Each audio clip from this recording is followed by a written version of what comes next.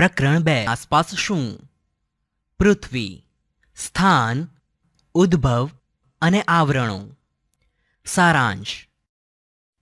મિત્રો, કોઈને પૂછવામાં આવે કે તેની આસપાસ શું છે તો તે વ્યક્તિ કહેશે કે હવા, પાણી, ધૂળ, સૂર્યપ્રકાશ વગેરે. આ બધું પૃથ્વીમાં સમાયેલું છે. સૌર પરિવારનો આ ગ્રહ કે જેનું સ્થાન શુક્ર અને મંગળ ગ્રહની વચ્ચે આવેલું છે. આ ઉપરાંત એકમાત્ર પૃથ્વી જ છે કે જ્યાં સજીવોને અનુકૂળ તાપમાન, પાણી અને હવા મળી છે, જે અન્ય ગ્રહો પર શક્ય નથી. આમ આપણી પૃથ્વી અજોડ છે. સૈદ્ધાંતિક સમજ. પૃથ્વીના ઉદ્ભવ અંગે અનેક વિદ્વાનોએ વૈજ્ઞાનિક અભિગમ ધરાવતા વિચારો રજૂ કર્યા છે. સામાન્ય રીતે એવું માનવામાં આવે છે કે પૃથ્વી સૂર્યમાંથી છૂટી પડી હોવાથી તે અગનગોળાના સ્વરૂપમાં હતી.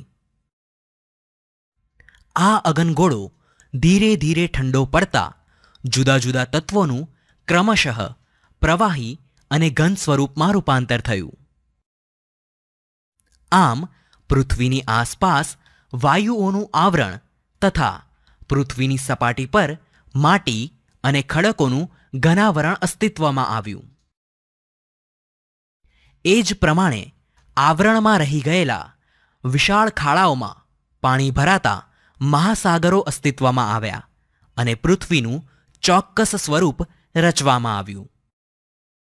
સૂર્યની આસપાસ ઘૂમ્યા કરતી ગરમ પૃથ્વીની ઉપરની સપાટી ઠર્યા બાદ તેનો પોપડો બંધાયો અને આ રીતે તેના પડને આપણે મૃદાવરણ તરીકે ઓળખતા થયા. પૃથ્વીની સપાટીના નીચાણવાળા ખાડાઓમાં પાણી ભરાતા સમુદ્રો બન્યા અને આ આવરણને આપણે જલાવરણ તરીકે ઓળખીએ છીએ. પૃથ્વીની સપાટી પર ચારે બાજુ વીંટળાયેલા આવરણને આપણે વાતાવરણ તરીકે ઓળખીએ છીએ. આવી રીતે પૃથ્વી પર જીવસૃષ્ટિ વિકાસ પામી અને સજીવ સૃષ્ટિના આવરણને જીવાવરણ તરીકે ઓળખવામાં આવે છે. મૃદાવરણ. સારાંશ. પૃથ્વી પર રહેતા સજીવોને માટે જેમ અનુકૂળ તાપમાન, હવા અને પાણી જરૂરી છે, એ જ રીતે મૃદાવરણ, જલાવરણ, જીવાવરણ અને વાતાવરણ આ 4 આવરણો પણ અગત્યના છે. અહીં આપણે મૃદાવરણ શું છે, તેની ઉપયોગિતા શું છે તે વિશે જાણીશું. સૈદ્ધાંતિક સમજ. બંધારણ. મૃદ એટલે માટી. પૃથ્વીનો ઉપરનો પોપડો માટી અને ખડકો જેવા ઘન પદાર્થોનો બનેલો હોવાથી તેના ઉપલા પડને મૃદાવરણ કહે છે. તેને ઘનાવરણ કે શિલાવરણ પણ કહે છે. આ પોપડો માટી અને ખડકોનો બનેલો હોવાથી તેની સપાટીથી જેમ જેમ ઊંડે જઈએ તેમ તેમ તાપમાનમાં વધારો થાય છે.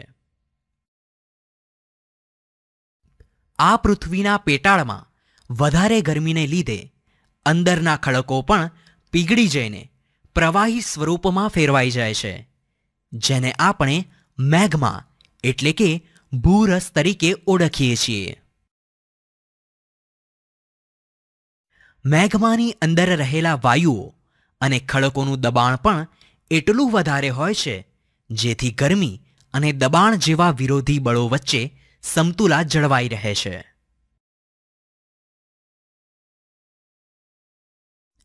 મૃદાવરણ પર પર્વતો, ઉચ્ચ પ્રદેશો, મેદાનો અને ખીણો જેવા ભૂમિ સ્વરૂપો વિકસ્યા છે.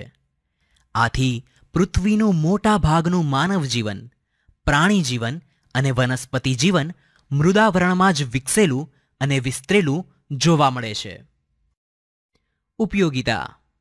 મૃદાવરણ એટલે મનુષ્ય, પ્રાણી અને વનસ્પતિના જીવનનો મુખ્ય આધાર.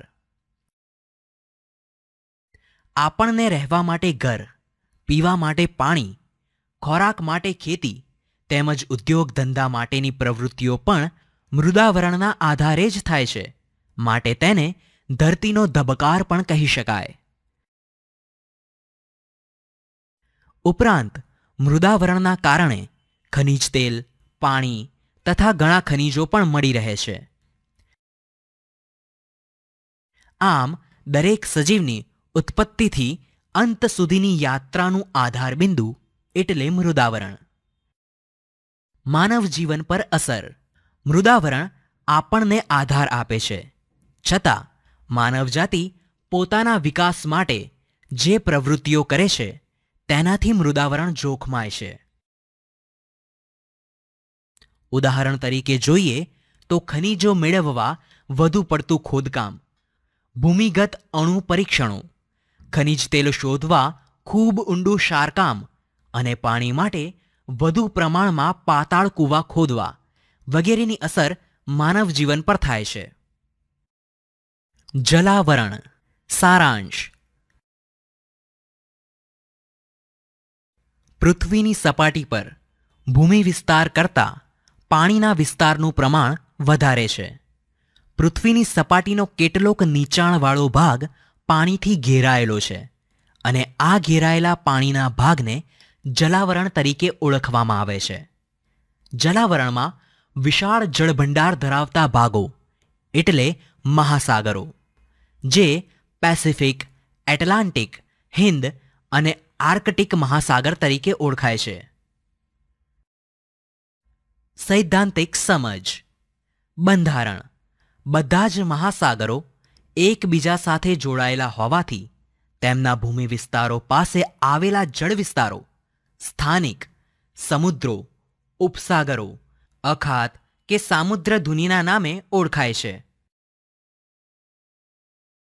પૃથ્વીની સપાટી પર આશરે 71% જલાવરણ વિસ્તરેલું છે. ઉપરાંત પૃથ્વી પરના મહાસાગરો ખૂબ વિશાળ અને ઊંડા હોવાથી કેટલીક જગ્યાએ 10 થી 11 કિલોમીટર જેટલી ઊંડી ખાઈઓ પણ આવેલી છે. પૃથ્વી પરના પાણીના જથ્થાના 97% ભાગનું પાણી મહાસાગરોમાં સમાયેલું છે, જે પાણી ખારું છે. બાકી રહેલા પાણીનો આશરે પોણો ભાગ ધ્રુવો પર તથા હિમાલય અને બીજા ઊંચા પર્વતો પર બરફ રૂપે છે, જ્યારે કેટલોક જથ્થો ધરતીમાં છે. આ મીઠું પાણી એ જલાવરણની ભેટ છે. જલાવરણનું અસ્તિત્વ એટલે સજીવ સૃષ્ટિનું અસ્તિત્વ. જળ એ જ જીવન. ઉપયોગિતા. ધરતી પર પડતા વરસાદનો મોટા ભાગનો ભેજ સમુદ્રોમાંથી આવે છે. ઉપરાંત સમુદ્રોમાંથી મૂલ્યવાન રસાયણો, ખનિજો અને મીઠું વગેરેનો જથ્થો મળી રહે છે. મહાસાગરોના મોજા, પ્રવાહો અને ભરતીઓમાં પ્રચંડ શક્તિ રહેલી હોવાથી તેને નાથીને તેનો ઉપયોગ વિદ્યુત શક્તિ મેળવવા માટે કરવામાં આવે છે. ઉપરાંત મહાસાગરો જળમાર્ગ તરીકે પણ એટલા જ ઉપયોગી નીવડે છે. માનવ જીવન દ્વારા થતી અસર. સજીવો માટે મૂળભૂત જરૂરિયાતોમાં પાણીનું મહત્વ વધારે હોવા છતાં પણ દૂષિત પાણીનું પ્રમાણ વધી રહ્યું છે. શહેરો અને ગામની અશુદ્ધિઓ તેમજ ઔદ્યોગિક કચરાનો નિકાલ સતત વધવાથી નદીઓ, ઝરણા, સરોવરો અને સમુદ્ર સાર્વજનિક ઉકરડા સમાન બન્યા છે. ઉપરાંત ઔદ્યોગિક પ્રદૂષણના કારણે ધ્રુવ પ્રદેશોનો બરફ ઓગળવા લાગ્યો છે, તેમજ જહાજોના નકામા તેલ વહેવાના કારણે અન્ય ઔદ્યોગિક વસાહતોના ગંદા અને રસાયણયુક્ત પાણીથી દરિયાઈ જીવોનો નાશ થઈ રહ્યો છે, જે જલાવરણ માટે ખતરારૂપ છે. વાતાવરણ. સારાંશ. મૃદાવરણ અને જલાવરણની જેમ વાતાવરણને નરી આંખે જોઈ શકાતું નથી. વાતાવરણમાં વિવિધ વાયુઓ ઉપરાંત પાણીની વરાળ, ધૂળના રજકણો, ઉલ્કાઓ, ક્ષારકણો તેમજ સૂક્ષ્મ જીવજંતુઓ પણ ભળેલા છે. આમ પૃથ્વીની ચારે બાજુ વીંટળાઈને આવેલા હવાના આવરણને વાતાવરણ કહેવામાં આવે છે. સૈદ્ધાંતિક સમજ. પૃથ્વીની સપાટીથી આશરે 1600 કિલોમીટર ઊંચાઈ સુધી વાતાવરણ વિસ્તરેલું છે. વાતાવરણ રંગહીન, વાસરહિત અને પારદર્શક છે. તેમજ તેમાં ઘન, પ્રવાહી અને વાયુ તત્વોનો તેમજ nitrogen, oxygen, carbon dioxide, ozone અને હાઇડ્રોજન વગેરેનો સમાવેશ થાય છે. વાતાવરણમાં નાઇટ્રોજન 78%, ઓક્સિજન 21% અને 1% જેટલા અન્ય વાયુઓ આવેલા છે.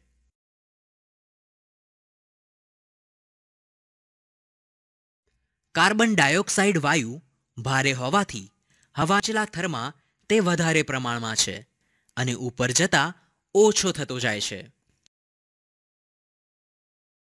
કાર્બન ડાયોક્સાઇડ આશરે 20 કિલોમીટરની, ઓક્સિજન આશરે 110 કિલોમીટરની અને નાઇટ્રોજન આશરે 130 કિલોમીટરની ઊંચાઈ પછી ખાસ જણાતા નથી. તેમજ ખૂબ ઊંચાઈએ જતા માત્ર હાઇડ્રોજન અને હિલિયમ જેવા હલકા વાયુઓ હોય છે. હવામાં ઓઝોન વાયુનું ઓછું પ્રમાણ હોવા છતાં તે સૂર્યના જલદ પારજાંબલી કિરણોનું શોષણ કરી પૃથ્વીને પ્રચંડ ગરમીથી બચાવે છે. ઓઝોન વાયુ મુખ્યત્વે વહેલી સવારમાં ખુલ્લા મેદાનમાં અને સમુદ્ર કિનારાની હવામાં વધારે પ્રમાણમાં હોવાથી તે લોકોને સ્ફૂર્તિ પ્રદાન કરે છે, જેથી લોકો વહેલી સવારમાં ફરવા નીકળે છે. વાતાવરણમાં રજકણો પણ જોવા મળે છે, જેને લીધે પૃથ્વી પર પ્રકાશ ફેલાય છે. તેમજ સૂર્યાસ્ત થતાં એકાએક અંધારું કે સૂર્યોદય થતાં એકાએક અજવાળું થતું નથી. ઉપયોગિતા. વાતાવરણમાં રહેલા રજકણો દ્વારા આપણે સવારની ઉષા અને સાંજની સંધ્યાના રંગીન દ્રશ્યો જોઈ શકીએ છીએ.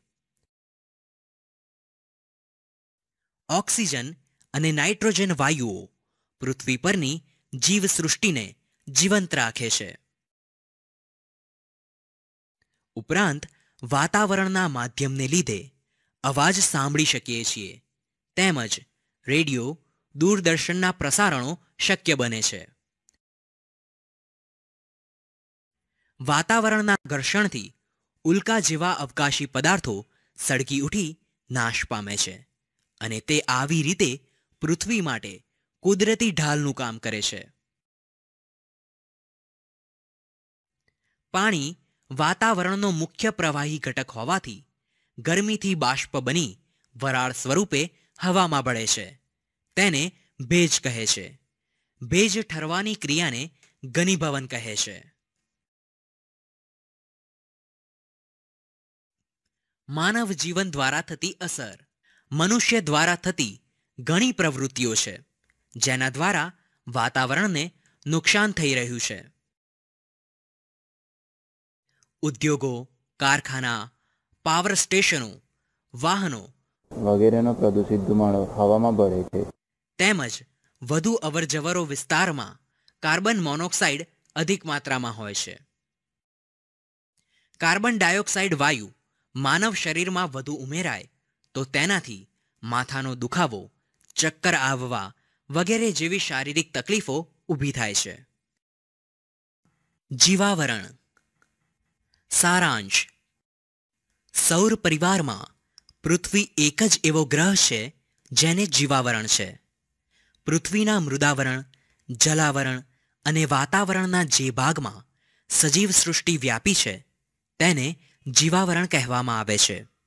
પૃથ્વી ઉપર જીવાવરણ એ મહત્વનું આવરણ છે.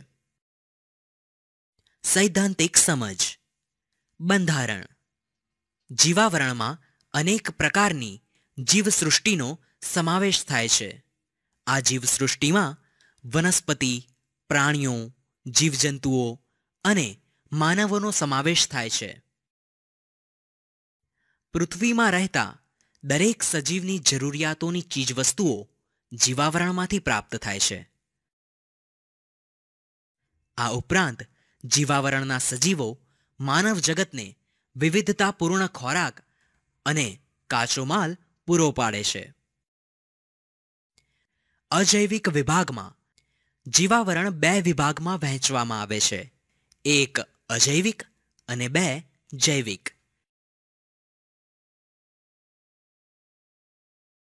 અજૈવિક વિભાગમાં મૃદાવરણ, વાતાવરણ અને જલાવરણનો અભ્યાસ કરવામાં આવે છે. જૈવિક વિભાગમાં વનસ્પતિ, પ્રાણી અને સૂક્ષ્મ જીવાણુઓનો સમાવેશ થાય છે.